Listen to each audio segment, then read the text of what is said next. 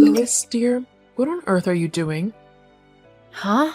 What do you mean, Enid? Well, this is no home to raise a baby in. Everything's a mess. Do you never clean up? Honestly, what kind of wife are you if you can't even keep the house clean and tidy? My grandson surely has no hope with you as his mother. I'm doing just fine, thank you.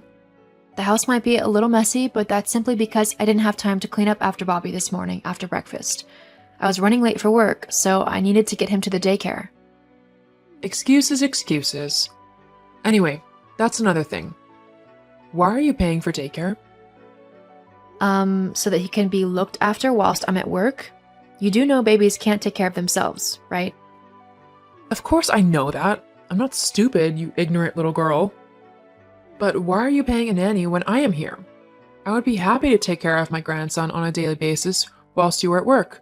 It would be much cheaper too, and I could teach him all of the things he needs to know. Look, that's very kind of you to offer, but I'm more comfortable with Bobby going to a daycare. My best friend runs the place, so I know he's good there, and it's on my way to work, so it's easy to drop him off and pick him up. So what you are saying is that you don't trust me and you think I'm a failure of a grandmother. What lovely sentiments. What? No, I never said that at all. I just think it's best if my son goes to a daycare instead. Well, what does my son think? Surely he'd want his own blood relative to look after his child instead of some stranger who could do God knows what. Marcus agrees with me. We both decided that it would be best for Bobby to go there. I bet that's a lie. I bet you bullied my son into agreeing with him, forcing him to send his kid to daycare just to spite me. I'm not trying to spite you. I'm trying to do what's best for my son. That's rubbish.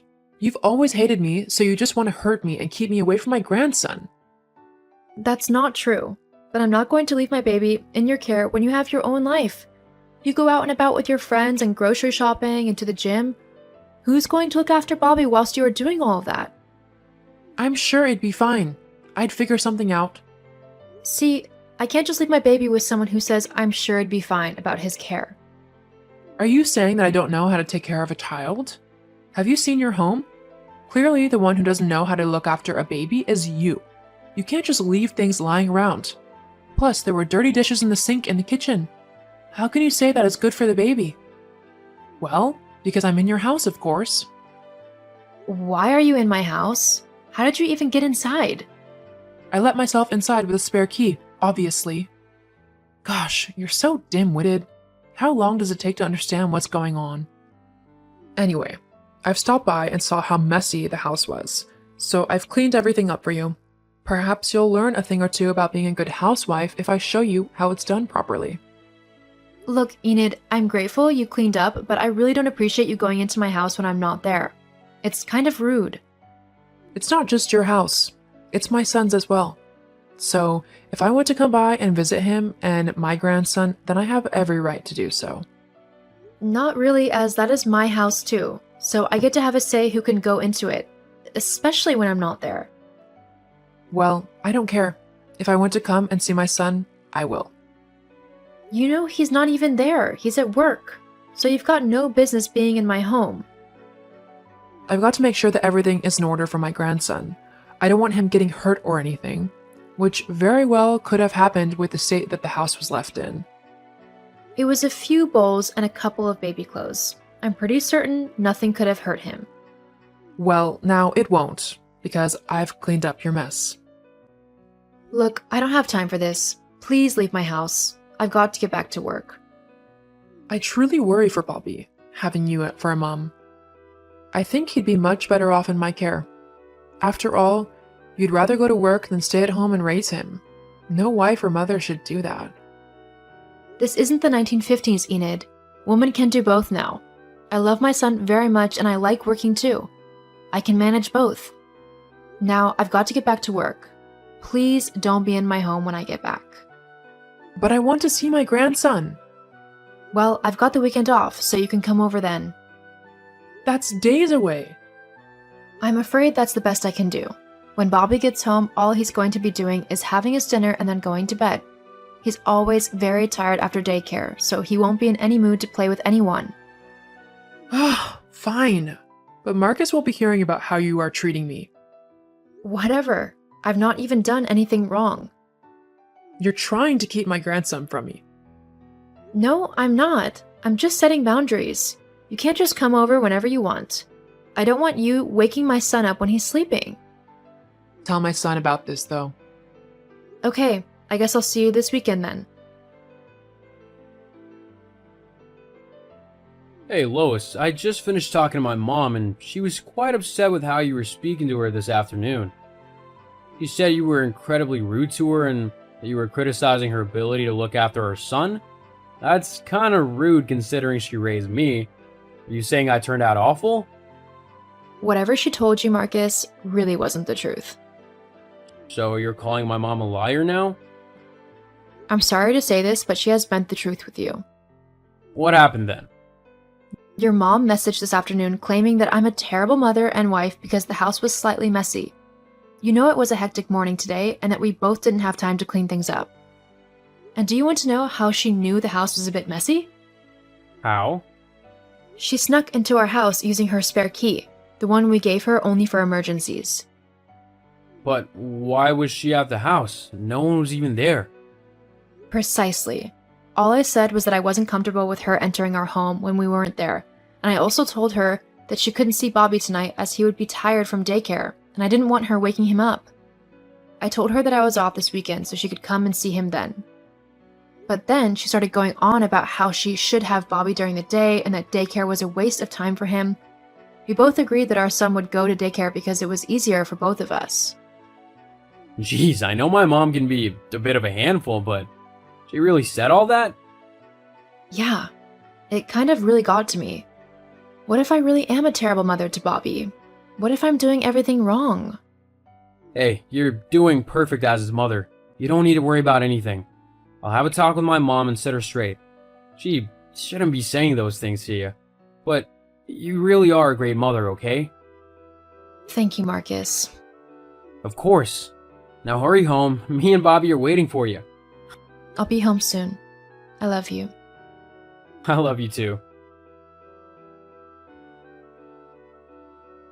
You little witch. You've turned my son against me. How could you? I've not done anything, Enid. I only told him the truth of what happened yesterday. That's all. If you don't like how things have turned out, then maybe you need to change your attitude a bit. I'm the one who needs to change your attitude. I think you're the one who needs an attitude adjustment. To turn my own son against me like you did is unforgivable. Next thing I know, you'll be turning my grandson against me too.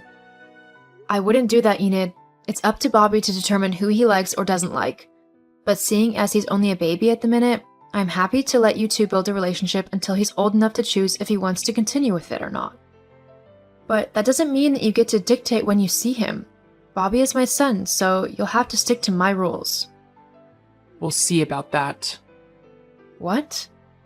What do you mean by that? Enid?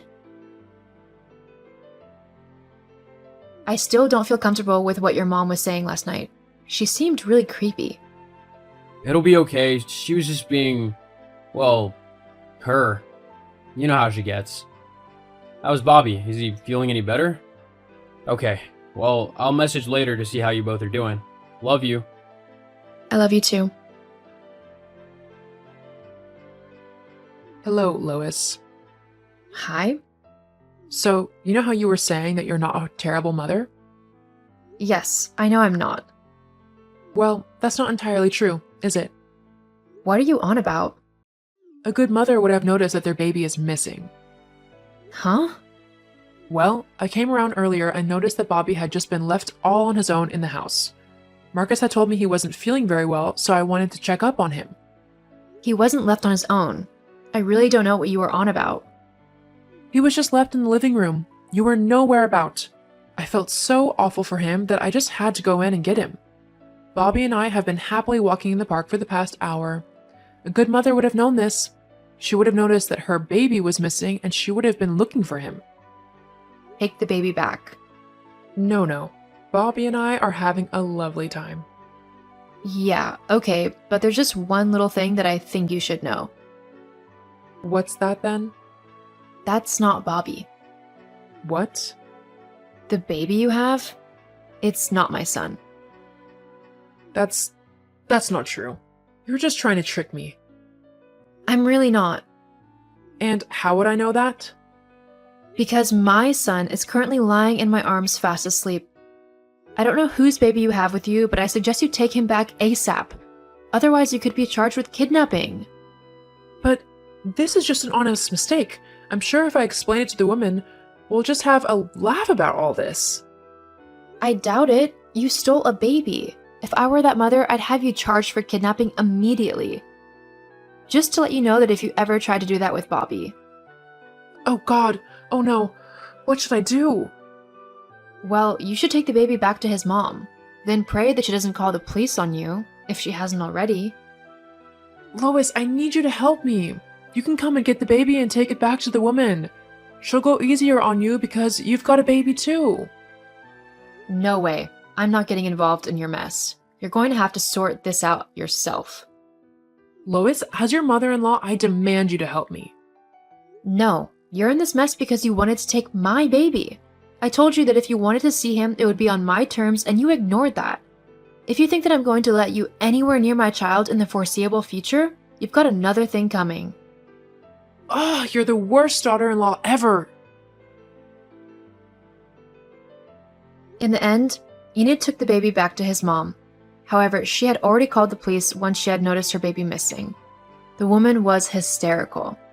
Enid tried to explain why she had taken the child, but saying that she was trying to kidnap her grandson instead still didn't sound good either. Enid was taken to court for her crime and given a fine and a restraining order. I also stopped her from seeing my son unless I was present, as I didn't trust her not to try and take him off somewhere. If someone sets boundaries with you in concern of their children, respect those boundaries and listen to the parents' wishes, as they are the ones who are looking out for their children.